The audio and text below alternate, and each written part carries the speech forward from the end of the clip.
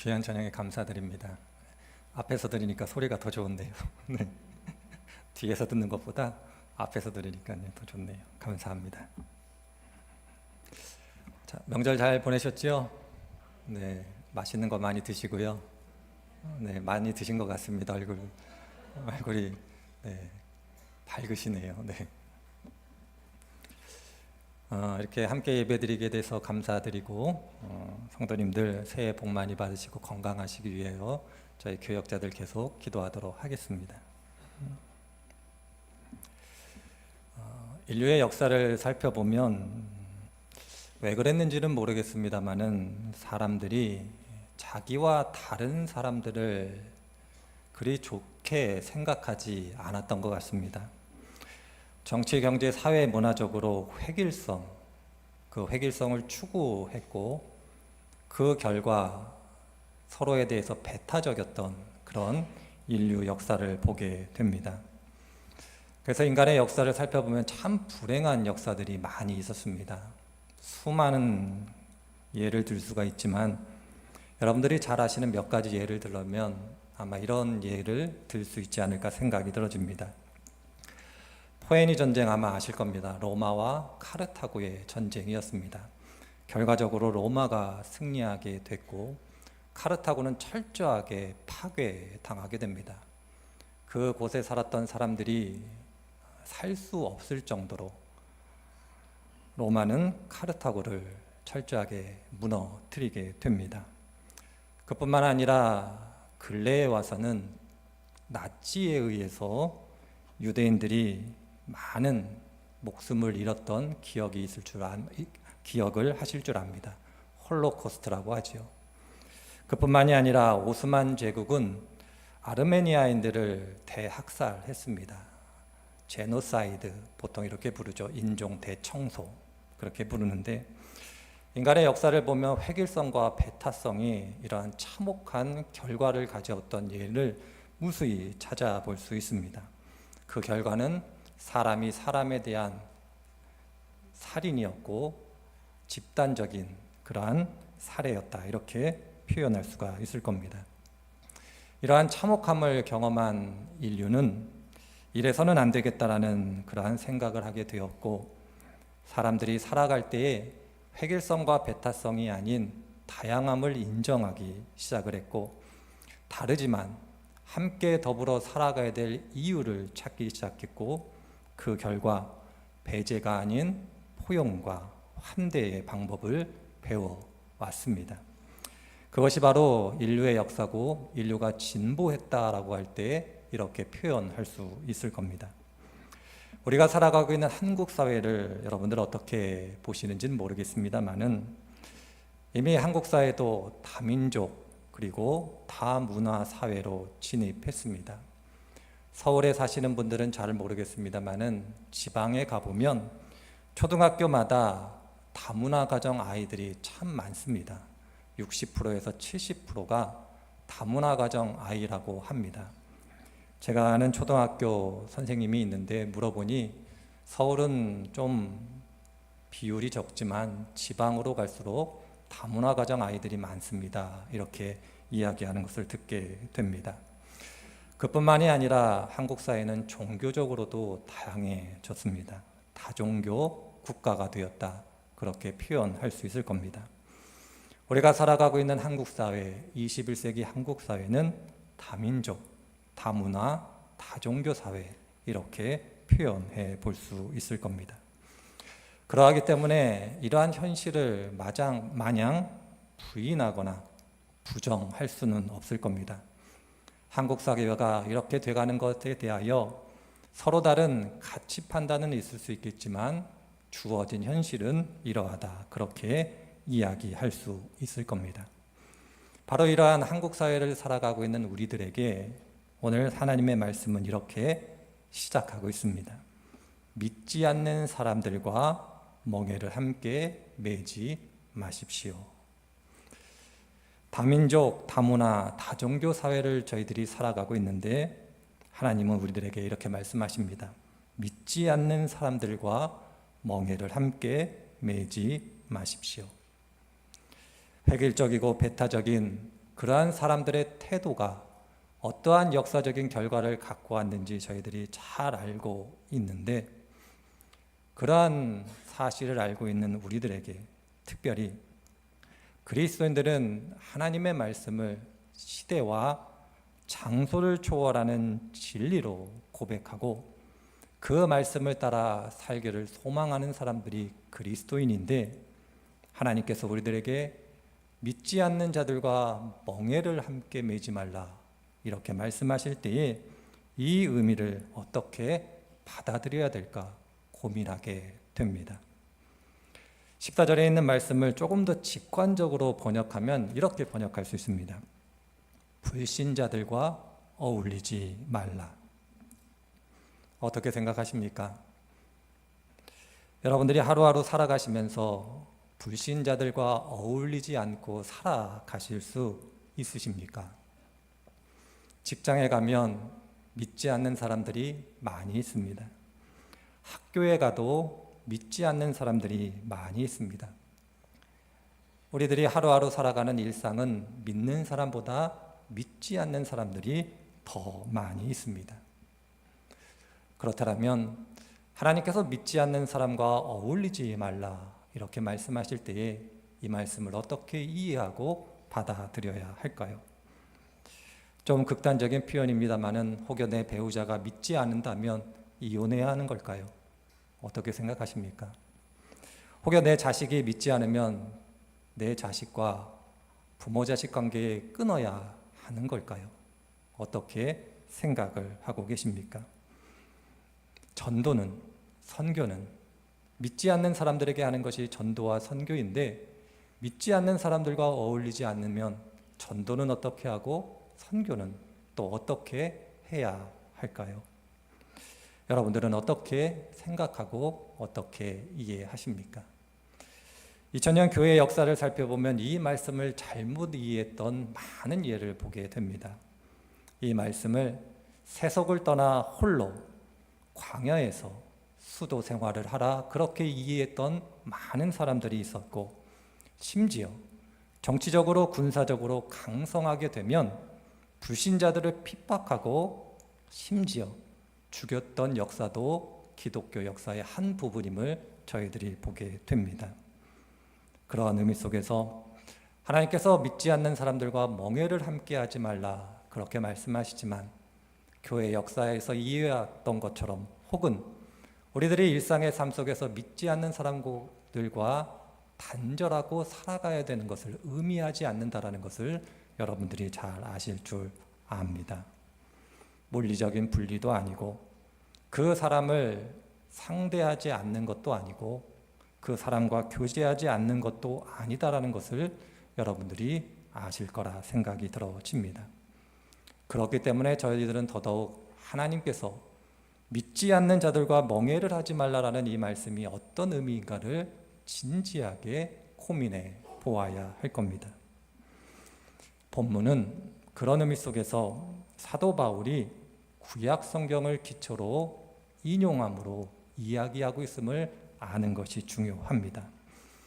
신약 성경을 읽어보시면 잘 알겠습니다마는 예수님도 그랬고 사도들도 구약 성경을 인용할 때가 참 많습니다. 자신이 어떤 이야기를 할 때 예수님도 구약 성경을 많이 인용하셨고 사도들도 구약 성경을 인용함으로써 자신들이 하고 싶었던 이야기를 하고 있는 것을 보게 됩니다. 오늘 바울 사도도 갑자기 자신의 이야기를 하는 것이 아니라 구약 성경을 인용하고 있습니다. 본문은 신명기 22장 10절을 인용하고 있는 겁니다. 신명기 22장 10절을 보면 이렇게 기록되어져 있습니다. 너희는 소와 나귀에게 한 멍에를 메워 밭을 갈지 말아라. 신명기 22장을 제가 어릴 적에 읽었을 때에는 이해할 수가 없었습니다. 나이를 좀 먹어서도 이해가 안 됐습니다. 그런데 나중에 가축을 키우고 농사하시는 분들에게 이야기를 들어보니 이해가 됐습니다. 무슨 얘기냐면 농사를 하게 될 때에 서로 다른 가축을 함께 쟁기에 매게 되면 밭을 갈 수가 없다고 합니다. 왜 그러냐면 오늘 성경이 이야기하는 바 소와 나귀는 성격도 다르고 걸음걸이도 다르고 체격도 다르고 힘도 다르다고 합니다. 나귀를 같이 쟁기에 매여 밭을 가던 소를 같은 쟁기에 매여 밭을 갈아야지 소와 나귀를 한 쟁기에 매면 밭을 갈 수가 없다. 그렇게 이야기합니다. 어떤 의미인지 아실 거 생각이 들어집니다.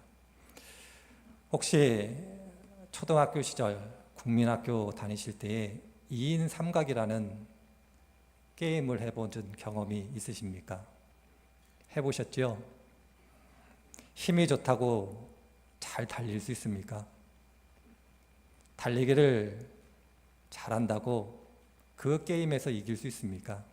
아니죠. 호흡이 맞아야 합니다. 그래서 2인 삼각을 하게 되면 다리에 끈을 묶고 함께 뛰는 연습을 합니다. 하나, 둘, 셋, 하나, 둘, 셋. 이렇게 호흡을 맞춰 뛰게 되는 것이 2인 삼각 경기입니다. 마찬가지입니다. 호흡이 맞지 않으면 소와 나귀를 같이 묶어 밭을 갈아도 의미가 없고 오히려 농사를 망치게 된다. 그렇게 이야기할 수 있을 겁니다. 그러할 때 오늘 바울이 14절을 통해서 이야기하고 싶었던 것은 다른 것이 아닙니다. 서로 어울리지 않는 것을 섞지 말라는 겁니다. 서로 어울리지 않는 것을 섞게 되면 불행한 일입니다마는 나쁜 것이 좋은 것을 따라가는 것이 아니라 좋은 것이 나쁜 것을 따라가게 됩니다.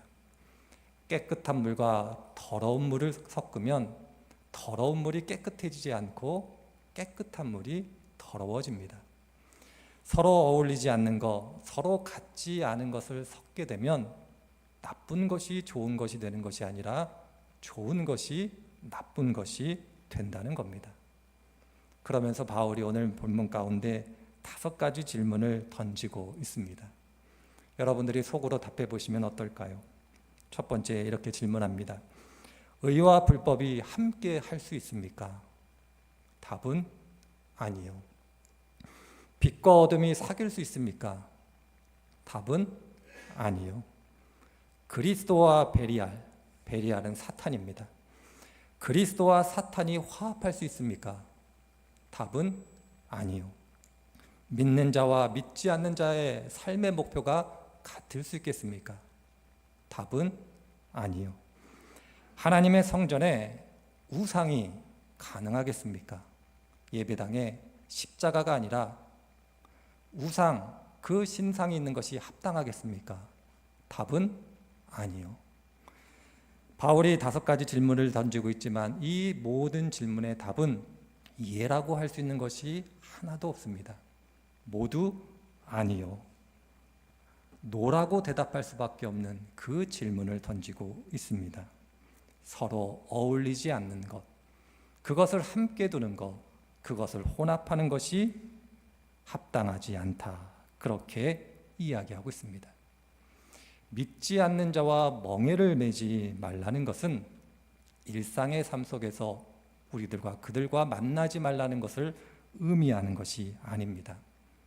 핵심은 하나님을 믿는 사람과 믿지 않는 사람은 삶의 태도가 다르다는 것을 너희들이 기억하고 그것을 지키라는 그러한 의미입니다.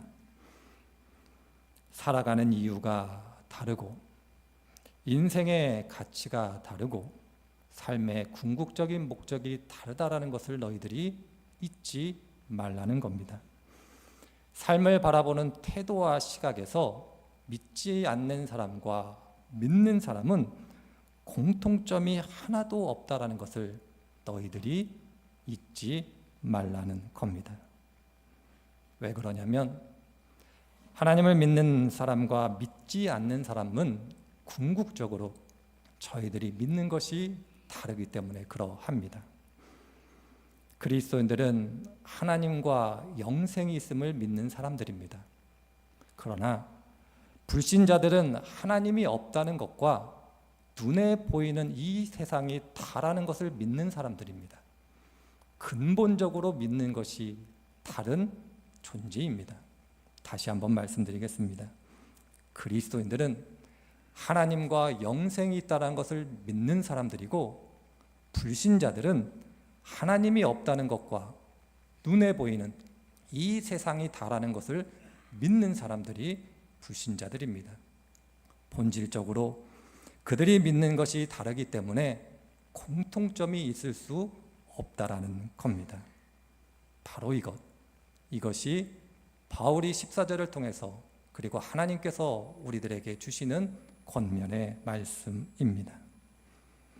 여러분, 이 세상을 살아가면서 하나님이 계시고 영생이 있다는 것을 믿는 것, 그것을 지키는 것이 쉬우십니까? 어떠십니까? 저는 이 자리에 계신 한 분 한 분들이 하나님을 믿고 영생이 있다는 걸 믿는 이 믿음을 지키는 것이 여러분들이 지금까지 잘 해오셨다라고 그렇게 생각이 들어집니다. 그러나 저는 쉽지 않았습니다. 쉽지 않았던 이유는 다른 데 있지 않습니다. 믿음의 길을 걸어가며 저희들이 아는 것 같지만, 그러나 매 순간순간마다 간과하는 게 있습니다. 그것이 무엇이냐면 사탄이 참으로 교묘하다라는 겁니다. 세상에서 믿음을 지키기가 쉽지 않다라는 것은 우리의 의지가 부족해서 그런 것도 아니고, 하나님이 계시지 않다라고 그렇게 생각해서 그런 것도 아니고, 영생이 없다라고 생각해서 그런 것도 아닙니다. 사탄이 참으로 교묘해서 그러합니다. 사탄이 얼마나 교묘하냐면, 사탄은 그리스도인과 싸우려고 하지 않습니다. 사탄은 그리스도인의 삶에 침투하려고 합니다. 다시 한번 강조하겠습니다. 사탄은 그리스도인들과 싸우려 하지 않습니다. 다만 사탄은 그리스도인들의 삶 가운데 들어오려고 합니다. 그리스도인들이 사탄과 싸울 때는 믿음이 강해집니다. 고난, 역경, 시험, 이런 것들이 경험할 때 하나님께 기도하고 하나님의 도우심을 구하고 그의 능력을 의지합니다. 그래서 사탄이 그리스도인들과 싸우려 하면 할수록 그리스도인들은 강해집니다. 그런데 사탄이 우리들의 삶 가운데 들어오고 교묘하게 들어와 우리들을 유혹하기 시작하면 가랑비에 옷이 젖듯 우리들도 알지 못하는 사이에 사탄의 유혹에 물들어가는 우리들을 보게 됩니다. 지극히 작은 것부터 사탄은 시작합니다. 이 정도는 괜찮아. 이거는 문제가 안 돼. 이 정도는 하나님께서 이해하실 거야. 이렇게 사탄은 시작합니다. 그리고 점점 그 강도를 높여갑니다. 그리고 어느 순간 결정적일 때 하나님을 인정하지 못하게 하는, 아니 인정하지 않아도 되는 것처럼 우리들을 이끌어가는 것이 사탄입니다. 바늘도둑이 소도둑 된다라는 표현이 있듯이 사탄이 우리들의 삶 가운데 들어오면 바로 이러한 모습을 갖게 됩니다. 믿음을 지키는 것, 믿지 않는 사람들과 멍에를 함께하지 않는 것, 그것이 참으로 어려운 이유가 바로 여기 있음을 기억해야 할 겁니다. 유튜브 영상을 제가 어쩌다 보게 되는데, 그러면 그 영상 중에 우연히 본 영상이 하나가 있습니다. 어떤 영상이냐면 사람이 키운 호랑이 혹은 맹수와 관련된 영상을 제가 우연히 본 적이 있습니다. 멀리서 봤을 때는 분명히 호랑이고 사자, 맹수인데 사람과 같이 있을 때는 마치 애완동물처럼 그렇게 모습을 보이는 것을 보게 됐습니다. 심지어 어떤 맹수는 개에 의해 길러진 맹수와 관련된 영상도 있더라고요. 개를 엄마처럼 아빠처럼 생각하고 이게 사자인지 호랑이인지 개인지 구분이 안 될 정도로 그렇게 맹수의 성격을 잃게 된 그러한 맹수를 본 영상이 기억이 있습니다. 어떻게 생각해 보면 사탄이 우리들의 삶 가운데 침투해 들어오면 우리가 알지 못하는 사이에 우리들이 세상에 동화되어 간다. 그렇게 말씀드릴 수 있을 겁니다. 믿지 않는 사람들과의 차별이 전혀 없는, 믿는지 믿지 않는지 구별되지 않는, 오늘 바울의 표현대로 얘기하자면 믿지 않는 사람들과 멍에를 함께한 것과 동일한 그러한 우리의 모습을 보게 됩니다. 예수님께서는 그래서 우리들에게 이렇게 말씀하고 계시지 않습니까?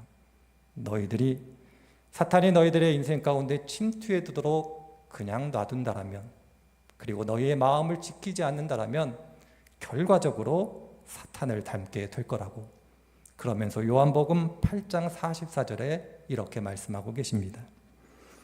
너희는 너희의 아버지인 악마에게서 났고 또 그 아버지의 욕망대로 하려고 한다.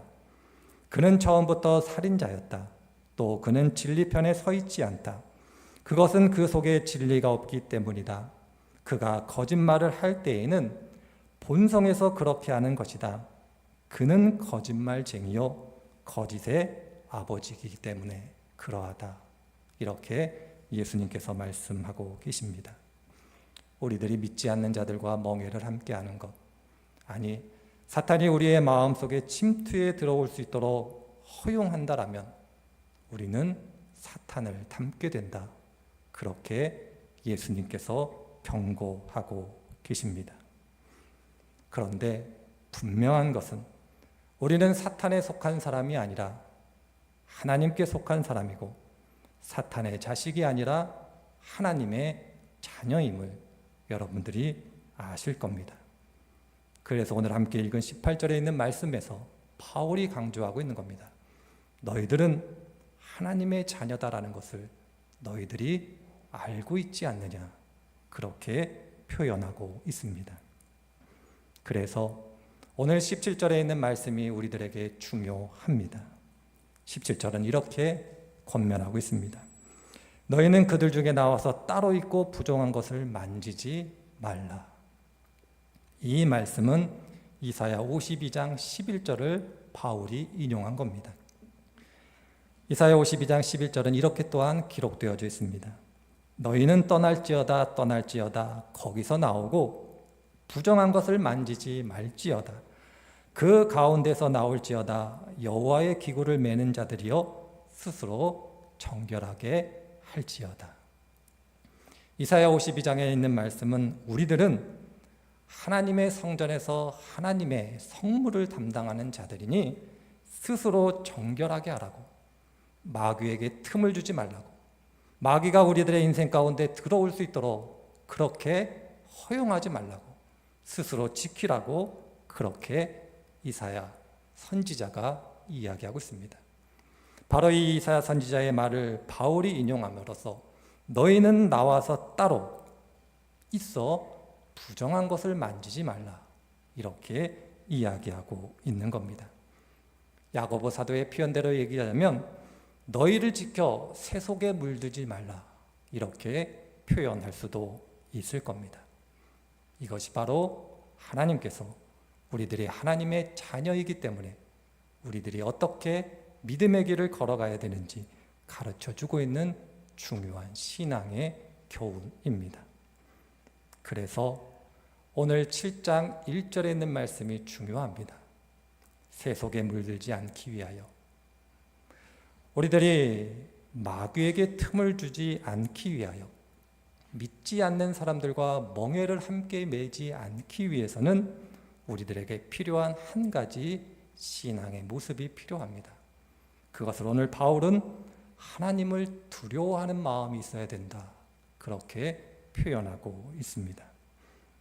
하나님을 두려워하는 것, 여러분들은 어떻게 이해를 하고 계십니까? 많은 성도들이 하나님을 두려워합시다 이러면 하나님의 말씀을 따라 살지 못해 하나님께서 주시는 징계와 심판을 두려워하는 것으로 생각합니다. 그러한 이해도 맞습니다마는 우리의 신앙의 선배들은 하나님을 두려워하는 것을 그렇게 이해하고 있지 않습니다. 성경도 그렇게 말하고 있지 않습니다. 우리의 신앙의 선배들이 하나님을 두려워한다라고 이해한 것은 바로 이런 이해입니다. 하나님께서 나로 인하여 슬퍼하거나 실망하지 않도록 내가 내 삶을 돌아보고 내가 오히려 하나님을 슬프시게 하거나 하나님을 실망시키지 않았는가, 이것을 염려하며 살아가는 믿음의 태도, 이것을 바로 하나님을 두려워하는 것이다, 그렇게 표현하고 있습니다. 하나님이 너무나 귀하기 때문에 하나님께서 슬퍼하지 않도록, 실망하지 않도록, 상처 주지 않도록 그렇게 내 삶을 지켜가는 것을 하나님을 두려워하는 것이다, 그렇게 우리의 신앙의 선배들은 이해했습니다. 내가 이렇게 하면 하나님께서 슬퍼하실 텐데, 내가 이렇게 하면 하나님께서 실망하실 텐데, 내가 이렇게 하면 하나님께서 상처받으실 텐데, 이 마음을 가지고 살아가는 것, 그것이 바로 하나님을 두려워하는 것이다, 그렇게 우리의 신앙의 선배들이 이해해 왔습니다. 하나님의 징계와 심판이 두려워하는 것보다 하나님께서 슬퍼할 것을 더 걱정하는 마음, 그것이 진실한 의미의 그리스도인들이 하나님을 두려워하는 것이다, 그렇게 말씀드릴 수 있을 겁니다. 이 자리에 계신 한 분 한 분들 하나님께서 슬퍼하실까 걱정하고 계십니까? 하나님께서 상처받으실까 내 삶을 돌아보고 계십니까? 바로 이 마음이 필요하다, 그렇게 바울이 우리들에게 이야기하고 있습니다. 창세기를 보면 요셉이라는 인물이 있습니다. 잘 아시는 인물이죠. 이 요셉이 보디발 아내의 유혹을 받게 됩니다. 그때 그가 이렇게 대답하고 그 유혹을 물리칩니다. 내가 어찌 이런 나쁜 일을 저질러서 하나님을 거역하는 죄를 지을 수 있겠습니까? 요셉이 보디발 아내의 유혹을 물리치며 한 이야기는, 내가 당신의 유혹에 빠지면 하나님께서 심판하실 것입니다, 하나님께서 나를 징계하실 것입니다, 이 표현이 아니었습니다. 내가 이렇게 하면 하나님께서 슬퍼하시고 실망하실 것입니다, 이 표현을 했음을 기억해야 할 것입니다. 징계와 심판에 대한 두려움이 아니라 하나님께서 슬퍼하고 실망할 것에 대한 염려, 이 마음이 요셉을 지키게 됩니다. 우리들의 인생을 살아가더라도 누군가 나를 야단치는 것으로 인하여 내 행실을 돌아보는 것보다는 누군가 걱정하고 근심하고 슬퍼할까 봐 내 행실을 돌아보는 것이 더 효과적임을 잘 아실 줄 압니다. 마찬가지입니다. 내가 하나님 앞에서 하나님의 자녀로서의 그 정체성을 지키자 한다면 하나님을 두려워하는 마음, 즉 하나님이 슬퍼하거나 실망하지 않을 이 마음을 가지고 믿음의 길을 걸어가는 것이다, 그렇게 말씀드릴 수 있을 겁니다. 중요한 것은 믿지 않는 자들과 멍에를 매지 말라, 이 말씀은 하나님을 두려워하는 자들이 되라. 내가 하나님을 슬퍼하거나 하나님께서 실망하게 어떤 행동을 하지 않는가 매 순간순간 살펴봄으로써 믿지 않는 자들과 다르게 살라라는 말씀임을 기억해야 할 것입니다. 매 순간순간 사탄은 우리들 가운데 다가와 우리들의 삶에 들여오려고 노력하고 애쓰고 힘씁니다.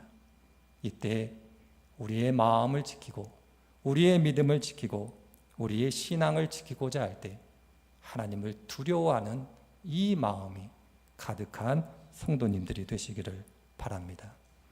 다른 것으로 인해서는 우리의 마음을 지킬 수 없고 믿지 않는 자들과 멍에를 매지 않을 수 없습니다. 이렇게 믿음의 길, 신앙의 길을 걸어가므로 하나님을 기쁘시게 하고 하나님을 믿는 자로서 하나님의 마음의 합한 자로 그렇게 살아가시는 복된 분들이 되시기를 주님의 이름으로 축원을 드립니다.